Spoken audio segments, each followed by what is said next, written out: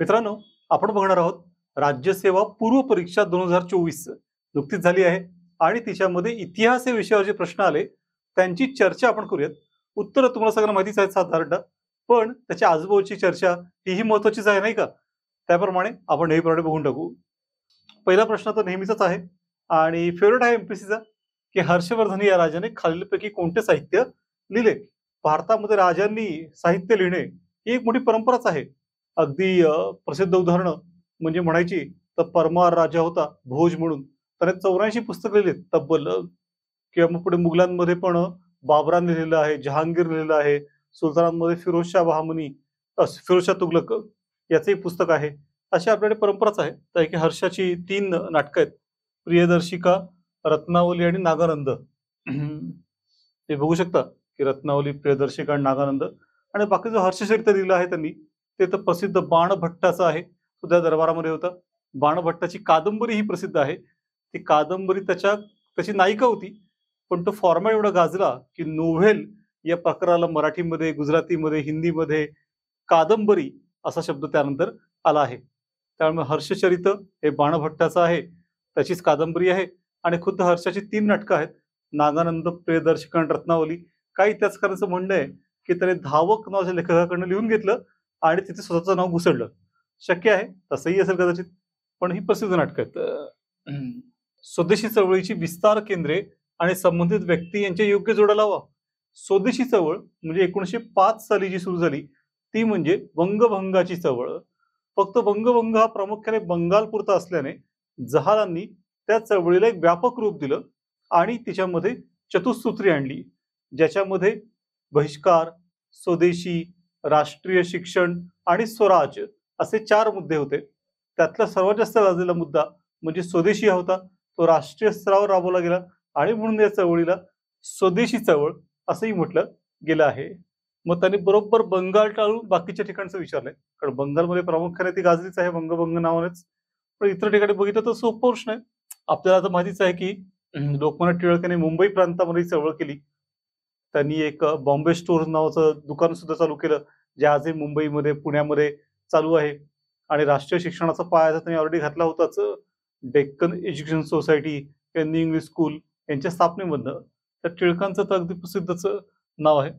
दिल्लीमध्ये सय्यद रजा हैदर हे प्रमुख नेते होते, की ज्यांनी चळवळ चालवली. किंवा पंजाबमध्ये पंजाब केसरी लाजपत राय यांचं नाव कोणाला माहिती नाही. आणि मद्रासमध्ये पिल्लई जे होते, चंपक चिदंबरम पिल्लई हे प्रमुख नेते होते, की त्यांनी ही चळवळ चालवली. तर तसं हे ऑप्शन शोधणं फार कठीण नव्हतं, असं लक्षात येईल. खालीलपैकी कोणी एल्फिशन फंडासाठी वैयक्तिक ₹25,000 ची रक्कम दिली? आता एवढी मोठी रक्कम त्या काळामध्ये एल्फिशन जो होता तो मुंबई प्रांताचा पहिला गव्हर्नर होता. तो आधी पेशव्यांच्या दरबारामध्ये कंपनीचा प्रतिनिधी म्हणून होता, राजकीय प्रतिनिधी आणि नंतर मग तो मुंबई प्रांताचा गव्हर्नर बनलाय. माउंट स्टुअर्ट एल्फिस्टन असं नाव आणि त्याने मुंबई प्रांतामध्ये शिक्षणाचा पाया त्याने घातला आणि अशा प्रकारे हा जो एल्फिस्टन होता त्याच्या आदरार्थ एक एल्फिशन फंड स्थापन करण्यात आला आणि एवढी मोठी अमाउंट देण्याची शक्यता फक्त राणा जगन्नाथ शंकर शेठ यांच्यामध्येच होती. शंकर शेठ जे होते ते पाठारे प्रभू या समाजातले. हा मुंबईमधला मूळचा समाज. त्या मुंबईतल्या बहुसंख्य जमिनी यांच्याकडेच होत्या. ते असं म्हटलं जातं, की त्या काळच्या मुंबईची 1/3 जमीन, 1/3 लँड ही फक्त शंकर शेठ यांच्याकडेच होती. पण त्यांनी आपल्या या सगळ्या संपत्तीचा, धनाचा उपयोग जो आहे, तो समाजासाठी केला आणि उत्तमोत्तम संस्था, कल्पना त्या पुढे आणल्या. अगदी मुंबई प्रांतामध्ये सती थांबवली त्यांनीच. भारतातली पहिली रेल्वे चालू केली, त्यासाठी जे प्रयत्न केले, ते त्यांनीच. रेल्वेचं पहिलं ऑफिस हे त्यांच्या घरामध्ये स्थापन झालं होतं. मुंबईमध्ये मुलींची शाळा जी पहिली चालू झाली, ती शंकर शेठ यांच्या प्रयत्नाने. मुंबईमध्ये जे झू चालू झालं, मुंबईमध्ये जे थिएटर चालू झालं, नाटक शाळा, तीही त्यांच्या प्रयत्नांनी. मुंबईचे शिल्पकार असताना म्हटलं जातं, ते उगाच नव्हे. तशा प्रकारे हाही सोपा असा प्रश्न, की शंकर शेठ. बाकी बाळशास्त्री जांभेकर तुम्हाला माहितीच आहे, की पत्रकारितेचा पाया त्यांनी घातला. 6 जानेवारी 1832 दर्पण तरुण पत्रकार दिन म्हणून साजरा करतो. रामकृष्ण भांडारकर हे प्रसिद्ध इतिहासकार आणि त्यांचा प्रार्थना समाजाशी जवळचा संपर्क होता. किंबहुना ते प्रार्थना समाजाचे वैचारिक संस्थापक म्हणून ओळखले जातात. वामनाबाजी मोडक ही जी न्यू इंग्लिश स्कूल स्थापन झाली, तिच्या स्थापनेमध्ये सहभागी होते आणि मग ते फर्ग्युसन कॉलेजचे पहिले प्राचार्यही होते, मोठे विद्वान त्यांच्या काळात ते मानले जातं. असे बाकीचे लोक आहेत. नेहरू अहवालात खालीलपैकी कोणते उद्दिष्ट स्पष्ट करण्यात आले होते? तुम्हाला माहितीच असेल की ब्रिटिशांनी भारताला कोणत्या राजकीय सुधारणा द्यायच्या याची चर्चा करण्यासाठी एक आयोग नेमला, त्याचं नाव होतं सायमन कमिशन. आणि तो सायमन कमिशन भारतामध्ये आलं, पण त्यावर काँग्रेसने बहिष्कार टाकला, कारण त्यात एकही भारतीय प्रतिनिधी नव्हता. तेव्हा काँग्रेसचं म्हणणं पडलं की तुम्ही आम्हाला का विचारत नाही? ब्रिटिश म्हणत तुम्हाला काय माहिती, आधुनिकता राज्यघटना आहे, तुम्हाला काय माहिती? मग त्यावर काँग्रेसने ठरवलं की आव्हान आपण उचलायचं आणि आपण घटना लिहून दाखवायची. आणि अशा प्रकारे सर्व भारतीयांनी मिळून केलेला राज्यघटना लिहायचा पहिला आणि शेवटचा प्रयत्न म्हणजे नेहरू रिपोर्ट. मोतीलाल नेहरू यांच्या अध्यक्षतेखाली ही समिती बसवण्यात आली.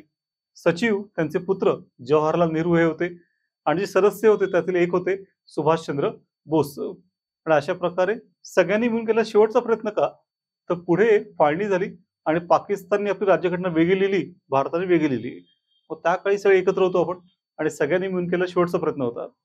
या नेहरू रिपोर्टची बॅकग्राऊंड अशी आहे की तरुण होते जे जवाहर, सुभाष, भगतसिंग यांचं असं ठाम म्हणणं होतं की आपण संपूर्ण स्वातंत्र्यासाठी प्रयत्न केला पाहिजे. यापुढे वसाहतीचे राज्य हे ध्येय ठेवता कामा नये, असं त्यांचं म्हणणं होतं. पण जुनी पिढी होती, त्यात मोतीलाल नेहरू होते, त्या गांधी होते. या लोकांचं थोडं म्हणणं होतं की नाही, ब्रिटिशांच्या हाताखाली राहू, ओव्हरऑल काही विषय त्यांच्याकडे असू देत, अंतर्गत स्वातंत्र्य मिळाले तरी पुरेसं आहे. आणि यामुळे एक जनरेशनल गॅप आणि जनरेशनल कॉन्फ्लिक्ट, पिढीमधला संघर्ष होता ध्येयांमध्ये. तेव्हा मग शेवटी असं ठरलं की ब्रिटिशांना एक शेवटची संधी द्यायची आणि जर त्यांनी ऐकलं नाही तर मग पूर्ण स्वराज या मागणीकडे जायचं. तरुण म्हणाले की ते ठीक आहे, पण ते म्हणतील की बघतो, सांगतो आणि वर्षानुवर्ष काहीच करणार नाहीत, मग काय करायचं?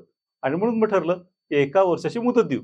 आणि त्याप्रमाणे नेहरू अहवालामध्ये जरी तरुणांची मागणी होती की आपण पूर्ण स्वराज्य मागूयात, तरी सुद्धा वसाहतीचे स्वातंत्र्य मिळवणे हे ध्येय ठेवलं आहे.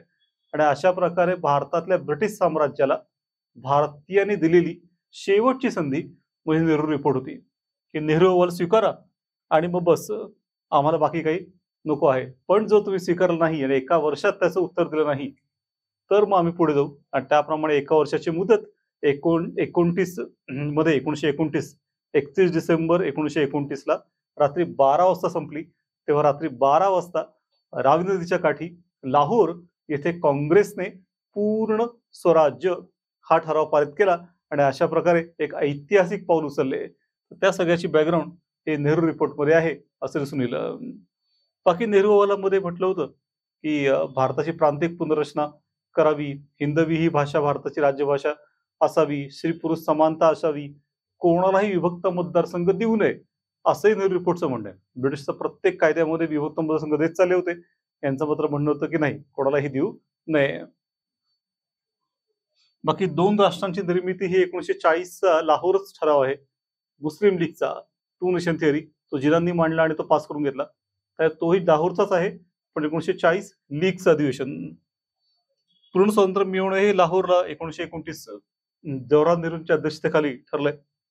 स्वशासन मिळवणे ही जी कल्पना आहे ती होम रूलच्या काळात प्रामुख्याने पुढे आली आणि तसं ब्रिटिशांनी प्रॉमिसही केलं होतं, पण 1919च्या कायद्यात मात्र त्यांनी ते नियुक्त केलं नाहीये. हा एक कॉमन प्रश्न आहे, नेहमीच असतो. सिमुख हा कोणत्या ग्रहणाचा संस्थापक होता? तर ज्याला दख्खनचा सुवर्णकाळ म्हणतात, तर golden period of Deccan, Satavahana काळ. सातवाहनाचा संस्थापक सिमुख हा होता. या सातवाहनांचं ओरिजिन काय आहे त्याबद्दल वाद आहेत. काय म्हणतात की ते आंध्रमधले आहेत, काय म्हणतात की ते उत्तर महाराष्ट्रातले आहेत. ते निश्चित नाही, पण त्यांचं राज्य मात्र समुद्र ते समुद्र, सी टू सी पसरलं होतं आणि पूर्ण दक्षिण भारतावर त्यांनी राज्य काही काळ आपलं केलं. अगदी 500 BC to 500 AD, sorry 250 BC to 250 AD, जवळजवळ 500 वर्ष त्यांनी राज्य केलंय आणि एक मोठं राज्य केलंय. महाराष्ट्रातले पहिले किल्ले त्यांनी बांधले, महाराष्ट्रामध्ये शहरांची स्थापना त्यांनी बंद केली. त्यांनी उत्तरले धर्म दक्षिणेमध्ये पसरवले, बौद्ध धर्म जैनही आणले, सर्व प्रकारची वैविध्य आणली आणि अशा प्रकारे सातवाहनांचा काळ जो होता हा एक उत्कृष्ट काळ मानला जातो आणि सिमुख आता संस्थापक होता. टिळक स्कूल ऑफ पॉलिटिक्सची स्थापना कोणी केली? आता हा थोडा कठीण होता इन द सेन्स, जर प्रत्येकाला माहिती असेल असं नाही, पण तुम्हाला माहितीच असेल की 1 ऑगस्ट 1920 मुंबईमध्ये लोकमान्य टिळक यांचं निधन झालं आणि अख्खा देश दुःखामध्ये बुडाला, शोकसागरात मग्न झाला. कारण टिळक हे त्या काळचे फार मोठे नेते, टिळक युगच होत होते टिळकांचा थोडा प्रभाव आपल्या काळावर पडला होता. मग त्यांचे बरोबरीचे नेते लाला लजपत राय यांनी त्याच दिवशी लाहोर येथे घोषणा केली, की मी आता एक टिळक स्कूल ऑफ पॉलिटिक्स काढतोय आणि त्यातून टिळकांचे विचार जे आहेत ते सर्व भारतीयांपुढे आणि जगांपर्यंत पसरले पाहिजेत आणि त्यासाठी माझं आयुष्य मी आता डेडिकेट करतोय. त्यांनी आपलं घर विकलं लजपत रायांनी आणि ते सगळे पैसे या संस्थेला दिले आणि अशा प्रकारे त्यांनी ठरवलं, की आता ही संस्था आपण नीट चालवायची आणि वाढवायची. सध्या ही दिल्लीमध्ये आहे, फक्त तितकीशी नीट चालत नाहीये हे दुर्दैव. पण अशा प्रकारे लजपत रायांनी एक मोठी व्हिजन ठेवून एक टिळक स्कूल ऑफ पॉलिटिक्सची स्थापना केली. त्याच्या पुढच्याच वर्षी त्यांनी एक पीपल्स एज्युकेशन सोसायटी लाहोर येथे स्थापन केली. तीही याचाच एक पुढचा भाग होती असं म्हणता येईल. सविनय कायदेभंग. धारासणा येथील सत्याग्रहात पुढीलपैकी कोणाचा सहभाग होता? आता ही जी चळवळ आहे धारासणा इथली, याच्यावर प्रश्न नेहमी येत असतो आणि ती तशी वैशिष्ट्यपूर्णच होती, की तुम्हाला माहितीच असेल, की सविनय कायदेभंग या चळवळीची सुरुवात महात्मा गांधी यांनी दांडी येथे मिठाचा सत्याग्रह करून केली. इनॉग्रेशनच केलं. त्यानंतर मात्र त्यांना अटक झाली. तेव्हा मग दुसऱ्या क्रमांकावर अय्यब तय्यबजी नावाचे नेते होते. ते निघाले धारासणाकडे, पण त्यांनाही अटक झाली. मग तिसरा क्रमांक होता सरोजिनी नायडू यांचा आणि त्या धारासणा येथे गेल्या. या चळवळीचं वैशिष्ट्य काय होतं, की तिथे त्या 2500 लोक घेऊन गेल्या होत्या. पण ब्रिटिश पोलिसही तयार होते त्यांच्यावर अन्याय अत्याचार करायला, त्यांना जखमी करायला. पण मग आता असं होतं, की लोकांचा पेशन्स संपला आणि त्यांनी जर हिंसा केली, तर मागे चौरी चौराला हिंसाचार झाला आणि गांधींनी चळवळ थांबवली होती. तसा पुन्हा हिंसाचार झाला तर गांधी मागे घेणार निश्चित आणि त्यानंतर परत कधी गांधी नेतृत्व करणार नाही हे निश्चित होतं. त्यामुळे सरोजिनी नायडू यांनी आधीच सगळ्यांना वॉर्न केलं, की आता हा मोठा कसोटीचा प्रसंग आहे, की तुम्ही आता हिंसक राहता की अहिंसक यावर आता गांधी आपल्याला लाभणार की नाहीत हे अवलंबून आहे. तेव्हा मग आता तुम्हीच ठरवा, की तुम्हाला काय करायचं आहे. आणि अशा प्रकारे पूर्ण हिंसा एकतर्फी झाली. सर्व लोकांना पोलिसांनी जखमी केलं, पण कोणीही प्रतिकारही केलं नाही किंवा तक्रारी केली नाही. ते सगळे जखमी झाले. दुपार ते रात्री मध्यरात्रीपर्यंत चाललं होतं सत्र. तेव्हाच ही चळवळ थांबली आहे. त्या धाड सत्याग्रह प्रसिद्ध झालाय. एक जॉन मिलर नावाचा अमेरिकन पत्रकार होता. तो ते उपस्थित होता आणि त्याने खूप चांगलं कव्हरेज या चळवळीचं केलंय धारासणाचं आणि त्याने पाठवून दिलं. त्यांना ते पाठवून दिलंय. मात्र ते पाठवण्यासाठी ब्रिटिशांनी आक्षेप घेतला. त्यांना दिसू लागलं, की आपण एक्सपोज होतोय. त्यांनी वेगळी कारणं देऊन सेन्सॉरशिपची कारणं दिली आणि ते म्हटलं, की पाठवता येणार नाही. पण मग त्याने धमकी दिली, की मग मी तुम्हाला पूर्ण सगळ्या जगापुढे मांडेल आणि मग त्याप्रमाणे मग शेवटी पाठवण्यात आलं कव्हरेज आणि मग ते जगातल्या 1300 वृत्तपत्रांमध्ये छापून आलं. तर भारतातली पहिली चळवळ जी अख्ख्या देशात जगात गाजली ती म्हणजे धारासणा आणि त्यातनं सत्याग्रह हे शस्त्र काय आहे, त्याची ताकद काय आहे, त्यातनं निर्माण होणारं आत्मबल काय आहे हे जगाला कळलं आणि त्या अर्थाने धारासणा ही पहिली ग्लोबल सत्याग्रह होता असंही म्हणतात येईल. 1857च्या उठावामध्ये कानपूर येथे तो कोणाकडे, तो फार सिंपल प्रश्न विचारलाय. 57 वर कधी कधी खूप डीप प्रश्न येतात. त्यामुळे अर्थात कानपूरमध्ये नानासाहेब पेशवे जे होते हे शेवटचे जे पेशवा होते बाजीराव दुसरा त्यांचे दत्तक पुत्र होते. माथेरानचे होते आणि धोंडू पंत हे त्यांचं खरं नाव. पण मग त्यांना नानासाहेब असं म्हटलं जाईल आणि त्यांची पेन्शन ब्रिटिशांनी थांबवली होती. तर ते अडचणीत होते. त्यांनी आपला मंत्री अझीमुल्ला खान, त्या अझीमुल्ला खानला इंग्लंडला पाठवलं होतं. त्याला इंग्लिश वगैरे भाषा येत असत. तर तिकडे जाऊन केस लढवली, पण ब्रिटिशांनी काही दाद दिली नाही. त्या अझीमुल्लाने येताना गॅरिबाल्डीची भेट घेतली होती इटलीमध्ये आणि गॅरिबाल्डी इटलीचा महान स्वातंत्र्यसेनानी म्हणाला, की असं लाचार होऊन मागताय कशाला? उठाव करा. मिळवा काय पाहिजे ते. तर अझीमुल्लाने सल्ला दिला. उठावाची तयारी झाली. तेव्हा मग त्यांचा सेनापती जो होता तो होता तात्या टोपे, त्यांचा बालमित्र आणि आचारी. पण मग आचार्याला ऑलरेडी शस्त्र चालवायचं असंच कौशल्य, तलवार हाती धरली आणि एक महान सेनापती म्हणून पुढे आलाय. ते सेनापती तात्या टोपे होते, पण नेतृत्व मात्र नानासाहेब पेशवे यांच्याकडेच होतं. कानपूरमध्येच बीबी घरी घटना घडली होती, ज्यामध्ये ब्रिटिश बायका आणि मुलं यांची हत्या करण्यात आली होती सैनिकांकडनं. त्याचा ब्रिटिशांनी मोठा गाजावाजा केला आणि आम्हाला रानटीपणाची बनवून देण्यात आली, बार्बॅरिक ट्रीटमेंट अशी तक्रार त्यांनी केली होती. त्यासाठी कानपूर प्रसिद्ध होतं. सुलतानशाहीच्या शासनकाळात खालीलपैकी कोणता क्रम अनुक्रमे हिंदू आणि मुस्लिम जमीनदारांकडून घेतला जात असे? आता हा थोडासा कठीण प्रश्न आहे, अजून ऑप्शन्समुळे कॉम्प्लिकेट करून टाकलाय. तर मेन जो शेतीवर कर होता तो खराज किंवा खिराज या नावाने होता. हा खराज शेतीवरचा कर होता. पण सुरुवातीला काय झालं होतं, की आक्रमक संख्येने फार कमी होते आणि ते मुस्लिम होते. शेतकरी प्रामुख्याने हिंदू होते आणि त्यामुळे मग जो खिराज होता हा फक्त हिंदूंकडनं त्या काळामध्ये घेतला जाई. पुढच्या काळात मात्र तो सगळ्यांकडे घ्यायला लागले. पण सुरुवातीला तो फक्त हिंदूंकडे घेतला जाईल. तो साधारणतः 1/3 किंवा मग 1/4 किंवा कधी-कधी अर्धा म्हणजे 50% इतकाही घेतला जाईल. वेगळ्या राजांचं प्रमाण वेगळं असेल खिराजचं.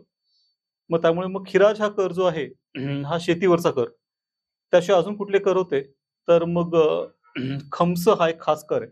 खम्स काय होता?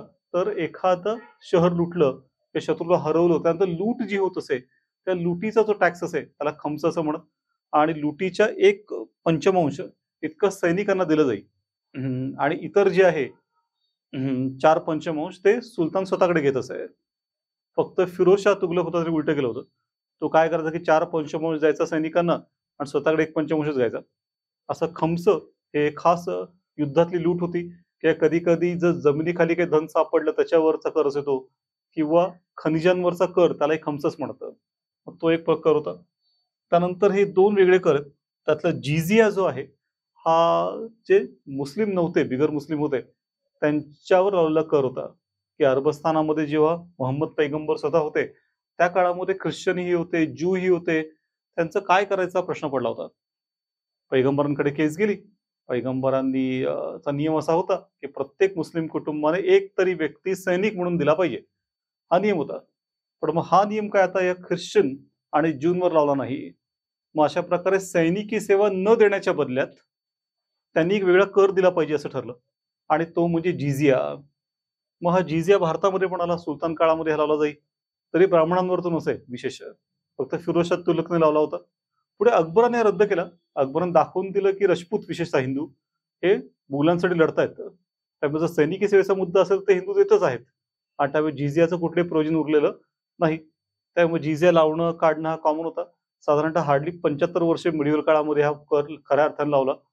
बाकी तसा काही फारसा कधी लावला गेला नाही. हे तितकंच कर आहे. तर हा हिंदूंवरचा कर होता. जिझिया कर. हा प्रामुख्याने खिराज बरोबरच घेतला जाईल. फक्त औरंगजेबाने तो वेगळा केला होता, की सेपरेटली दिला पाहिजे आणि औरंगजेब त्यातला महसूल थेट मुल्ला मौलवींना देई, की ज्याच्यामुळे ते खुश होऊन जातं त्याच्यावर. आणि शेवटचा आहे जकात. जकात हा एखादा प्रॉपर्टी टॅक्स सारखा होता, मिळकत कर आणि हा मुस्लिमांवर लावला जाईल, प्रामुख्याने श्रीमंत मुस्लिमांवर आणि त्याचं दर असा काही फिक्स नव्हता. 2.5% ते कधी-कधी 10% पर्यंत तो घेतला जाईल, जकात हा कर आणि त्यातनं प्रामुख्याने काय केलं जाईल, तर विविध दर्गे, मशिदी यांचं रिपेअरिंग किंवा नवीन बांधकाम करायचं असेल, तर त्याच्यासाठी जकातचा वापर केला जाईल.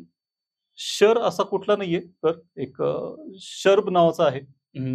हकीके शरबी म्हणून. मग तो जो आहे तो प्रामुख्याने कालव्याचं पाणी मिळालं, तर त्यावर वाव दिला जात असे. उस्र नावाचा एक वेगळा कर होता. तो श्रीमंत जमीनदारांकडून घेतला जाईल. तो 10% असेल. जसं शिवाजी महाराज सरदेशमुखी घेतात. तसा एक उस्त्र नावाचा पण होता. पण तो उस्त्र वेगळा होता. शर नावाचा खरं तर कुठला असा थेट कर तर नाहीये. पण अशा प्रकारे आता मग प्रश्न असा आहे, की सुलतानशाहीच्या शासनकाळात खालीलपैकी कोणता कर अनुक्रमे हिंदू आणि मुस्लिम जमीनदारांकडून घेतला जात असे? आता हिंदू आणि मुस्लिम मग तिथे थोडंसं आता सोपं आहे, की जिझिया जो आहे तो मुस्लिमांकडून घेतला जात नव्हता. आणि त्यामुळे मग समजा जिझिया कट झालं. आणि जकात जो आहे, तो मुस्लिमांव्यतिरिक्त लोकांकडे घेतला जात नव्हता. आणि त्यामुळे मग पुन्हा मग जकात रद्द झालं. आणि त्यामुळे मग जिझिया रद्द आणि जकात रद्द केलं तर 4ही ऑप्शन तेच रद्द होतात. पण तरीसुद्धा आपण बघूयात समजा, की मग जकात काही प्रमाणात म्हणता येईल आणि समजा खिराज असा एक अंदाज लावता येईल, की खिराज मात्र पुढे दोघांकडून घेतला जाईल, हिंदू आणि मुस्लिम. त्यामुळे हा ऑप्शन असू शकतो. पण ओव्हरऑल प्रश्न चुकलाय. हे निश्चित फॉर्मेशन चुकलंय असं म्हणता येईल. खालीलपैकी कोणत्या शासकाच्या कालखंडात अब्दुल रज्जाक या फारसी प्रवासाने विजयनगरला भेट दिली होती? एमपीएससी मध्ये हे प्रवासी आणि त्यांनी केलेली वर्णनं हा अगदी खास आवडता विषय आणि वारंवार हे प्रश्न विचारले जातात. तर विजयनगरचं जे महत्व आपल्याला कळलं ते प्रामुख्याने प्रवाशांकडनं आणि त्यातला एक प्रमुख प्रवासी म्हणजे अब्दुल रझाक. तो पर्शियाचे ते तिमुरीद शासक होते. शाहरुख नावाचा राजा होता. त्या शाहरुखचा प्रतिनिधी म्हणून 1443 ला भारतामध्ये आला होता आणि 1 वर्ष तो भारतामध्ये होता अब्दुल रझाक. तो स्वतः मोठा विद्वान होता. आणि राजदूत म्हणून तो आलाय हे विशेष आहे. आणि मग त्याचा थोडासा आदर सत्कार विजयनगरमध्ये झालाय आणि त्या काळामध्ये देवराय दुसरा हा जो राजा होता, चौथा ऑप्शन, हा राज्य करत होता आणि देवराय दुसऱ्याचा काळ हा त्याचं जे घराणं होतं, संगम घराणं, जे संस्थापक घराणं होतं विजयनगरचं, त्या घराण्यातला सर्वात महान राजा देवराय दुसरा हा संगम घराण्यातला सर्वात महान राजा मानला जातो. बाकी अब्दुल रझाकने वैभवाबद्दल विजयनगरच्या खूप सारं लिहून ठेवलं आहे, की सगळीकडे तटबंद्या बांधल्या आहेत. एकात एक 7 गेट्स आहेत विजयनगर शहराचे किंवा मग इतकी सिक्युरिटी आहे, की रस्त्यावर हिरे विकले जातात, असंही त्याने दाखवून दिलेलं आहे. त्याने असं इंटरेस्टिंग वर्णन केलंय, की राजाच्या मृत्यूनंतर 10,000 बायका सती केल्या. आता समजा रखेल्या असाव्यात असं म्हणता येईल, पण ते थोडं एक्झॅगरेशन पण असावं, एवढं शक्य नाहीये. पण अशा प्रकारे खूप इंटरेस्टिंग वर्णनं अब्दुल रझाकने विजयनगरची करून ठेवलेत. तो म्हणतो, की मला एकदम ते आश्चर्य वाटलं, की एवढं मोठं शहर, एवढं वैभव आहे आणि एवढं वैभव इतर कुठे त्याने बघितलंच नाहीये असं त्याचं म्हणणं आहे. चुकीच्या जोड्या ओळखा. तर मग अब्दुल समद हा प्रसिद्ध चित्रकार होता. मुघलांनी चित्रकलेला अगदी खास महत्त्व दिलं. खुद्द हुमायूनने 2 चित्रकार आणले होते पर्शियातनं आणि पुन्हा एकदा चित्रकला रिव्हाईव्ह केली. अकबराला खास इंटरेस्ट का होता? तर अकबर निरीक्षर होता. चित्र बघून त्याला इंटरेस्ट येई एखाद्या गोष्टीमध्ये. तर त्याने चित्रकलेला प्रोत्साहन दिलं आणि मग सर्वात उत्तम काळ हा जहांगीरचा होता. जहांगीरनेही चित्रकलेमध्ये खूप रस घेतला. त्याचा मुलगा शहाजहानलाही अगदी खास रस होता चित्रकलेमध्ये. त्यास एकंदरीतच मुघलांनी औरंगजेब सोडला, तर चित्रकलेला मोठं प्रोत्साहन दिलं. मग त्यामुळे मग मनसूर, दसवंत असे अनेक चित्रकार गाजले. त्यातला अब्दुल समद हा एक मोठा चित्रकार होता. तख्त ए ताऊस म्हणजे मयूर सिंहासन शहाजहानने जे तयार केलं, ते गाजलेलं सिंहासन आहे. 15 फूट उंच होतं, सोन्याचं होतं, त्यात हिरे चांदी सगळं लावलं होतं आणि जगातलं सर्वात हे महागडं सिंहासन मानलं जाईल. अर्थात पुढे नादिर शहा याने हल्ला केला दिल्लीवर आणि तो इराणला ते घेऊन गेला. मात्र तो बसला-बिसला नाही. तर ते वितळून टाकलं आणि ते सगळे पैसे राज्यासाठी वापरले. 3 वर्ष त्यांनी इराणला कुठला करच लावला नाही. एवढं तख्त ए ताऊसमध्ये सोनं होतं आणि अशा प्रकारे इराणमध्ये फायदा झाला. भारतात मात्र ते नाहीये मग आता मयूर सिंहासन. चौथं बघून घ्या बीबी का मकबरा. तर मग औरंगजेबाची पत्नी दिलरस बानो बेगम, की काही लोकांचं म्हणणं आहे की रबिया दुराणी ही पत्नी आहे. कोणती पत्नी नक्की नाही. पण तिचं हे स्मारक आहे औरंगाबादमध्ये आहे किंवा संभाजीनगर ज्याला आपण म्हणतो आपण आता. आणि मग जसं वडिलांनी शहाजहान यांनी औरंगजेबाची आई मुमताज तिच्या नावाने ताजमहल उभारला. त्याच्या मुलांमध्ये स्पर्धा होती एक प्रकारे, की वडिलांपेक्षा आपण चांगलं करू शकतो दाखवण्याची आणि त्याचा प्रयत्न बिबा अकबरामध्ये केला. जमलाय की नाही तुम्हीच बघा. पण प्रयत्न तर केला निश्चित. चुकीचं उत्तर हे राजपुत्र आझमशहाचं आहे. औरंगजेबाची जी मुलं होती त्यातला 3ऱ्या क्रमांकाचा मुलगा हा आझमशहा होता. हा गुजरातचा गव्हर्नर होता 1700 ते 1705 आणि जे राजपुत्र स्पर्धेमध्ये होते, की ज्यांची इच्छा होती की आपण मुघल बादशाह बनावं औरंगजेबानंतर, त्यात हा पण होता. पण मग शेवटी औरंगजेबाने काय केलं, की त्याच्यापेक्षा मोठा भाऊ जो होता राजपुत्र मुअज्जम, ज्याला औरंगजेबाने 12 वर्ष तुरुंगात ठेवलं होतं. पण त्याला शेवटी सोडलं होतं आणि शेवटी मग तो मोठा पण होता आणि 12 वर्ष तुरुंगात काढली होती. औरंगजेब त्याच्यामध्ये झुकला होता. त्या औरंगजेबाने काय केलं, की त्या मुअज्जमलाच पंजाबचं गव्हर्नरपद दिलं. मुघलांमध्ये जी पद्धती होती, की जो कोणी पुढे राजा बनणार आहे, त्याला पंजाबचं गव्हर्नरपद देतं. सिग्नल असं की मग तो आता पुढचा राजा बनणार आहे. आणि पंजाब दिल्लीच्या जवळ असल्याने दिल्लीला लवकर पोहोचणं सोपं असेल. पण अशा प्रकारे सिग्नल जरी दिले असले, तरी औरंगजेबाच्या मृत्यूनंतर मुलांमध्ये सिव्हिल वॉर झालं आणि त्याच्यामध्ये शेवटी मुअज्जमने आझमला मारलंय. 1707 राजपुत्र आझम मारला गेला. त्याची जी कबर आहे, ती औरंगाबाद जवळ खुलताबाद या ठिकाणी जिथे औरंगजेबाची कबर आहे खुलताबादला, त्याच ठिकाणी आझमची कबर आहे. त्यामुळे सी चुकीचं आहे. फक्त सी. अहमदाबादमधील गिरणी कामगारांच्या लढ्यात महात्मा गांधी यांच्या सोबत असलेल्या प्रमुख महिला सहकारी कोणत्या? मग आता हाही तसा कॉमन प्रश्न आहे, की भारतामध्ये आल्यानंतर गांधींच्या प्रमुख चळवळी चालू केल्या लढायला. त्यातली पहिली चंपारण्य होती. मग ही अहमदाबादचा गणित सत्याग्रह होती. खेडा जिल्ह्यातला सत्याग्रह होता. अशा 3 चळवळी त्यांनी केल्या आणि या काळातच त्यांचं नाव आता गाजू लागलं. मग या काळामध्ये अनुसूया साराभाई ज्या होत्या, त्या तिथले प्रसिद्ध उद्योगपती अंबालाल साराभाई यांची बहीण आणि या कुटुंबाशी गांधी जवळच नातं होतं अगदी, चांगले संबंध होते.